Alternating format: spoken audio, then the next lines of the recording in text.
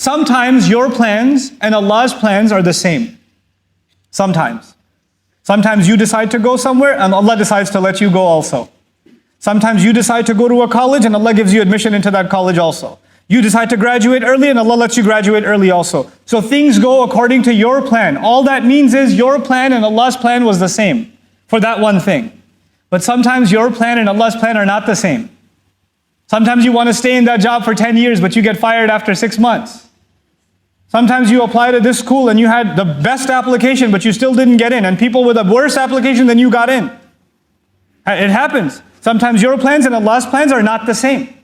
These ayat are recognizing that not everything will go according to my plan. I will still have to make a plan. I will still have to put in the effort. But at the end of the day, it is Allah who will decide whether this plan will come through or not. This is وَذْكُرْ رَبَّكَ إِذَا نَسِيتَ. But then the most powerful part of this ayah that I wanted to spend extra time on, because this is really one of the most beautiful lessons in the entire Quran, in my opinion. If the Muslim understands this, their life becomes easy. وَقُلْ عَسَىٰ أَن يَهْدِيَنِي رَبِّي لِأَقْرَبَ مِنْ هَذَا رَشَدًا. These words are a dua. And more than a dua, they are a statement of optimism. Let's introduce it that way. You're thinking about the future just because of the use of the word asa, which is harf al-taraji in the Arabic language, a word or a fi'l al-taraji, a verb used to express hope. Allah is teaching us in this ayah that the Muslim has to have hope in the future. My iman in the Quran makes me optimistic about the future. I don't care what the news says.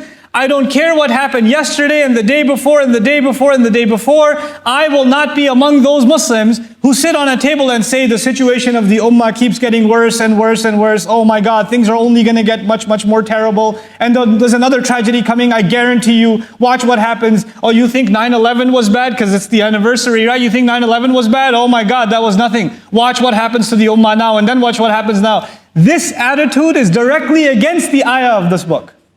Just in the word asa.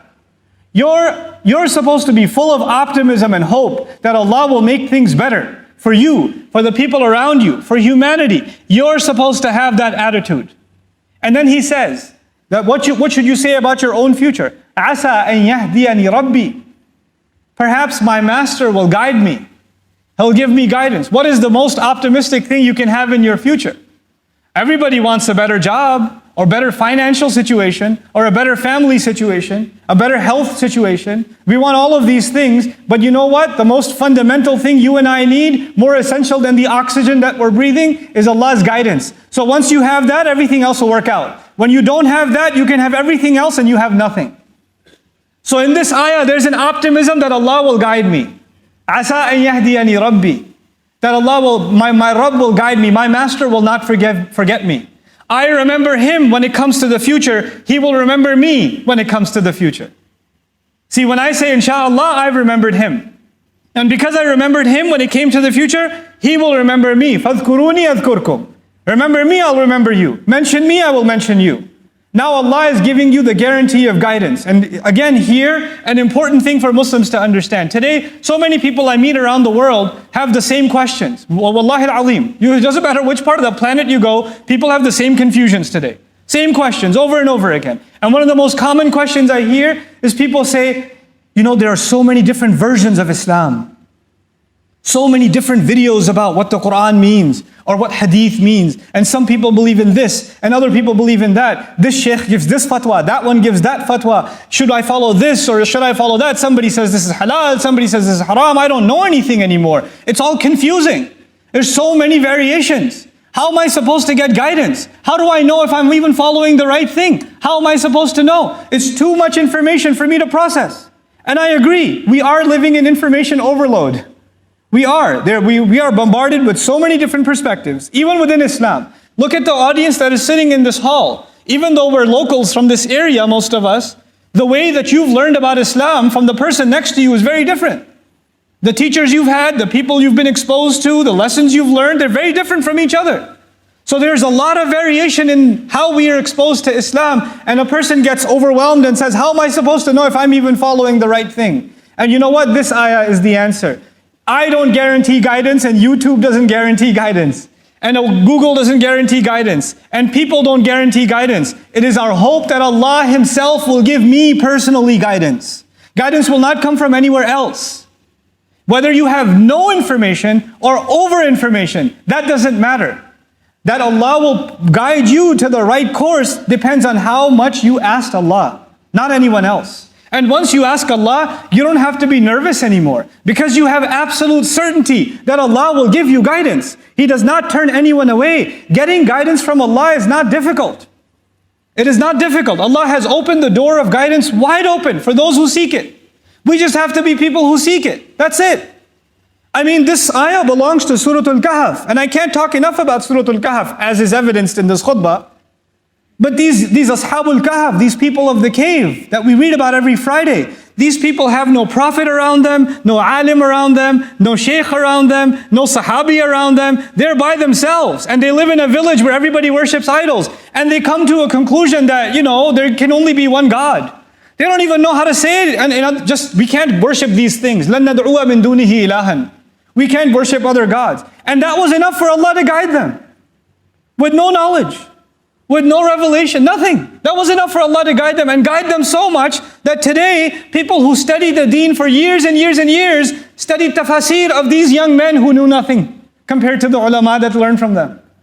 Because they got Allah's guidance. Because Allah would give them guidance. Because it doesn't matter how dark your situation is, how hopeless it is. When you have hope in Allah, that's enough.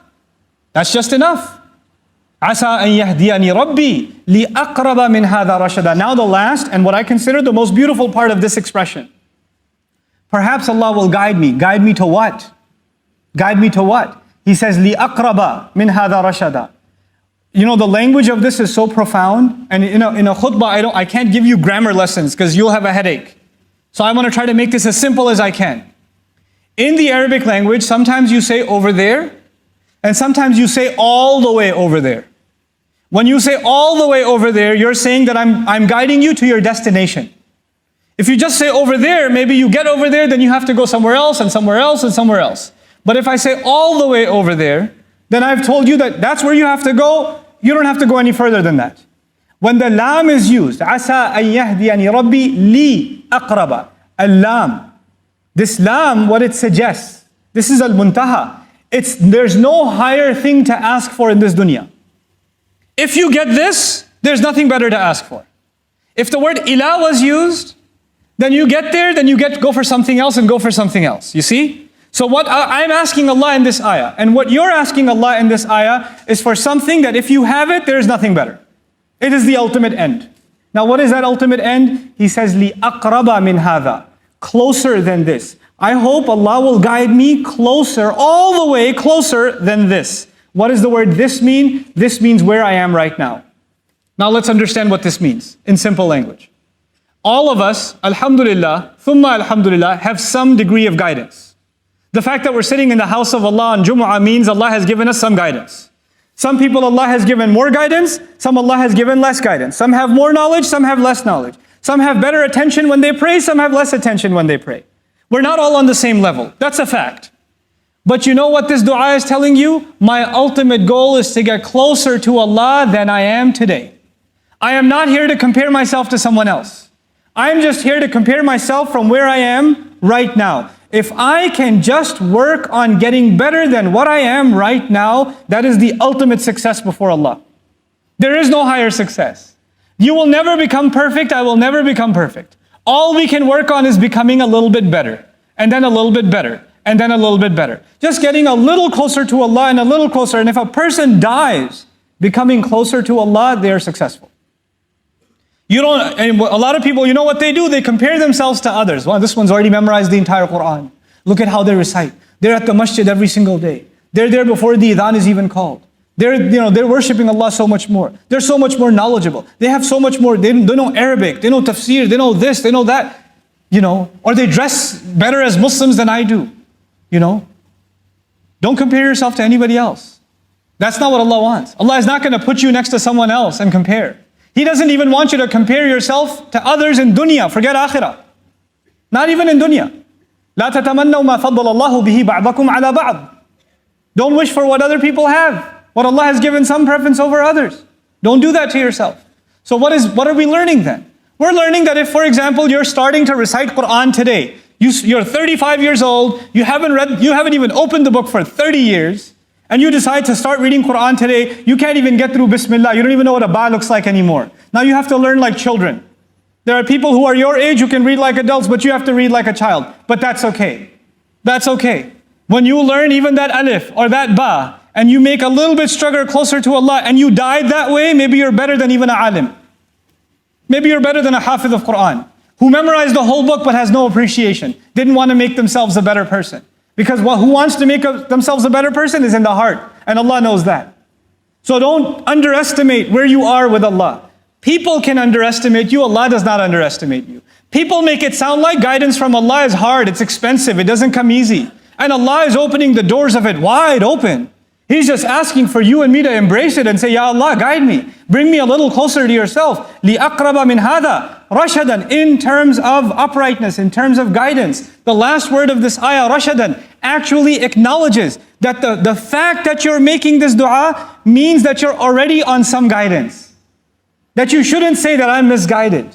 It already acknowledged that the fact that Allah gave you the ability to make this dua itself is a gift of guidance from Him. And Allah will give you more, and He will give you more, and He will give you more. This is the optimism of the Muslim. When guidance comes in this world, then tama'nina comes. Itmi'nan comes. A heart becomes tranquil. Ala bi dhikrillahi tatma'innal qulub. And this is what I want to conclude with. When a heart becomes tranquil, when a heart becomes at peace, then the people around that person, they're also, the peace is infectious. That iman is infectious. Peace spreads in the family. Peace spreads among friends. Peace spreads in a community when guidance comes. If the problem of the world is conflict, hatred, if the problem of the world is war, then the solution to that is not other policies or more weapons. That's not the solution. It's not economic sanctions. What humanity needs is guidance. Because without guidance, you can't have peace. You just can't. فَأَيُّ الْفَرِيقَيْنِ أَحَقُّ بِالْأَمْنِ إِن كُنتُمْ تَعْلَمُونَ الَّذِينَ آمَنُوا. Who deserves more peace? Those who believed, those who came to iman. This is what we're asking Allah Azza wa Jal. When you and I make dua for peace in the world, for peace in the Muslim lands, for peace for those who are oppressed, when we make those du'as, then we're actually directly asking Allah to increase us and the world around us in guidance. May Allah Azza wa Jal increase all of us in guidance and make us of those who are positive about their future, their own future, the future of their children, the future of this ummah, and the future of the world over. This entire world, we have to be concerned for it. Not just our own ummah, the entire world. We are the millah of Ibrahim alayhi salam. Ibrahim alayhi salam used to be concerned for all of humanity. That is the legacy that we've inherited. So we have to be optimistic about the entire world. May Allah Azza wa Jal make us that way and make our future generation a beaming example of what it means to live the beautiful teachings of this book and the sunnah. Barakallahu li wa lakum. Wassalamu alaikum wa rahmatullahi wa barakatuh.